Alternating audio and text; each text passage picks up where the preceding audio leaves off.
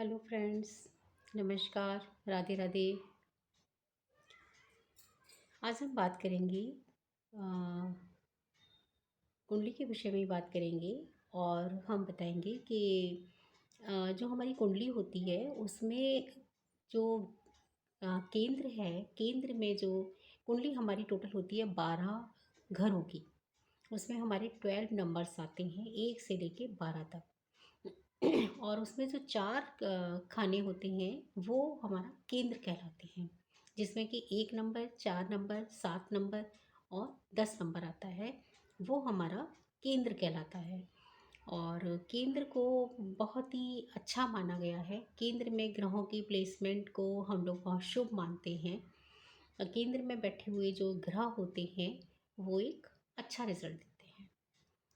तो मैं अपनी बात शुरू करूं उससे पहले मैं आप सभी से अनुरोध करूंगी कि आप लोग मेरे चैनल को सब्सक्राइब करें और मेरी वीडियो को लाइक करें, शेयर करें। और मेरा नंबर है 7703990466। तो मेरे नंबर पे आप लोग, अगर आप लोगों की कोई क्वेरी है तो आप लोग मुझसे डायरेक्ट कॉल करके भी पूछ सकते हैं। तो आज का हमारा टॉपिक है कि जो केंद्र में, जो हमारी कुंडली का केंद्र होता है उसमें बैठे हुए ग्रह एस हमारी ज्योतिष शास्त्र के अकॉर्डिंग वो एक अच्छा फल देते हैं, उन्हें अच्छा माना गया है। तो सबसे पहला नंबर केंद्र में स्टार्ट होता है। 1 नंबर से जब कुंडली, जिस नंबर से भी कुंडली स्टार्ट होती है अ, वो लगन कहलाता है। और उसको वैसे तो 1 से 12 था, लेकिन कुंडली आपकी किसी भी नंबर से स्टार्ट हो सकती है, ज़रूरी नहीं है कि वो 1 नंबर से स्टार्ट हो।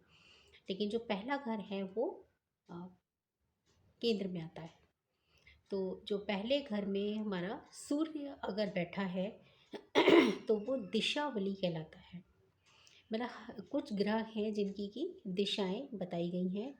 अगर उनकी प्लेसमेंट वहाँ पर है तो ग्रह उसकी अकॉर्डिंग भी अपने रिजल्ट्स देता है। मतलब उन चीज़ों का भी हमारी कुंडली पर प्रभाव पड़ता है। तो अगर पहले घर में सूर्य बैठा है तो वो दिशा बली होने की वजह से कहीं ना कहीं, अगर वो आपका एक पॉजिटिव ग्रह है और उसकी प्लेसमेंट आपकी, अगर शनि लगन की कुंडली नहीं है तो वो वहाँ पर बहुत अच्छा रिजल्ट देगा। फिर आता है हमारा 4 नंबर। 4 नंबर हमारा शुक्र के लिए कहा गया है। वो माता का घर होता है। और अगर माता के घर में अगर शुक्र बैठा है, माता का, जमीन जायदाद का और हमारी मतलब सारी लग्जरी सुख सुविधाओं का, भूमि का, वाहन का, इन चीज़ों का जो घर कहा गया है वो कुंडली में 4 नंबर है। और अगर इस नंबर में अगर शुक्र विराजमान है, डिपेंड करता है। वैसे देखिए, ये एक अलग चीज़ है। ये एक दिशावली होना, ये हमारी एक नॉलेज के लिए है, हमें पता होना चाहिए।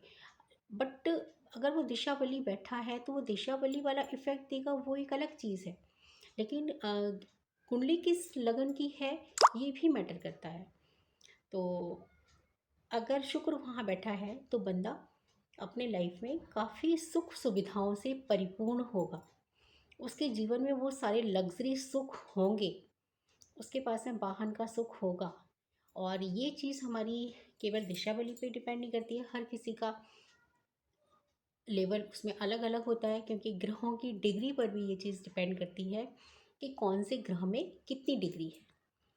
तो उसके अकॉर्डिंग ही हमें अपने रिजल्ट्स मिलते हैं, उनकी अकॉर्डिंग ही हमें वो सारी सुख सुविधाएं मिलती हैं। तो शुक्र को 4 नंबर में दिशावली कहा गया है।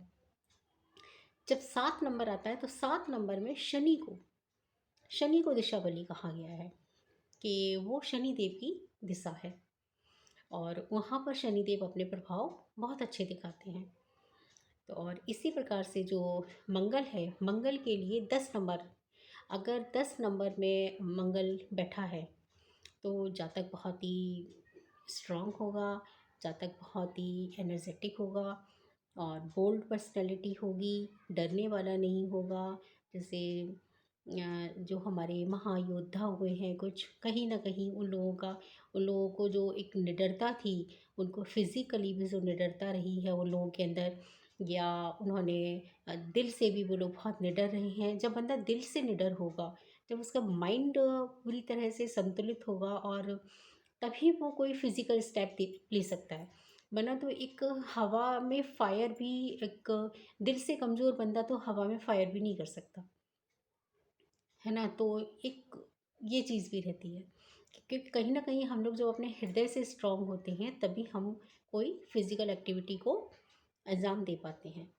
या रनिंग में बहुत तेज़ होना, अ, जो भी हमारी फ़िज़िकल एक्टिविटीज़ हैं उनमें जाना, मिलिट्री में जाना, तो ये सारी चीज़ें कहीं न कहीं मंगल जब हमारा 10th हाउस में होता है, तो वो जातक बहुत बोल्ड होता है, स्ट्रॉन्ग होता है।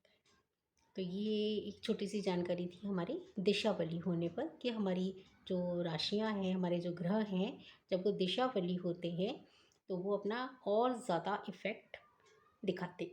आपकी कुंडली पे उनका इफ़ेक्ट एक एक्स्ट्रा वे में नज़र आता है। धन्यवाद।